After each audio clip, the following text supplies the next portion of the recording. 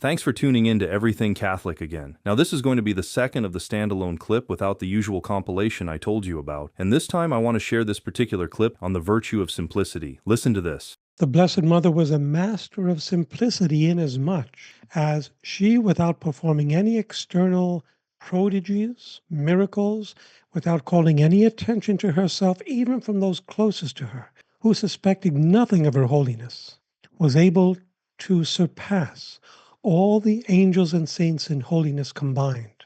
Jesus reveals this, that the Blessed Mother surpassed in holiness all the angels and all the saints of all times combined, and yet no one around her suspected it.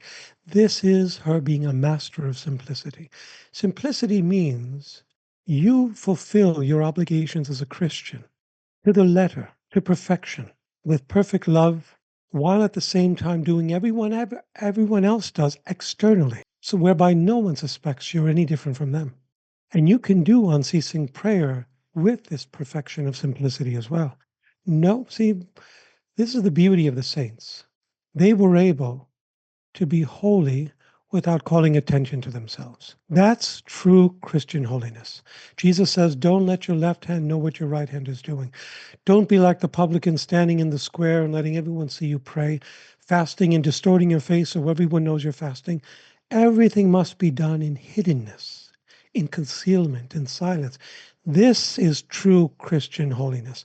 You know, I'm glad you asked this because I've been giving retreats for over 30 years throughout all the continents of the world.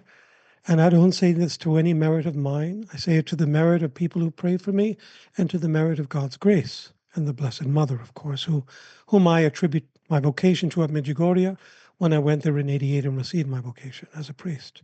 And many people that I meet during my travels think that holiness must be noticeable, and they're completely wrong. If you're truly holy, nobody will notice it. They may say, yes, I could see on the outside that this person behaves in a virtuous manner, but that's as far as they go. Virtue doesn't mean you're necessarily holy, because even the devil, St. Faustinus states, can feign holiness. He can appear to be holy and pious, but on the inside he could be evil. St. Paul says that Satan can appear as an angel of light. That's how clever he is. But the only virtue Satan cannot mimic or mask, St. Faustinus says, is the virtue of obedience. He can pretend to be pious. He can attack the Pope saying, I'm doing this to defend the true faith and holiness. He can pretend that he's being pious by exemplifying on the outside all the piousness people expect of a pious person.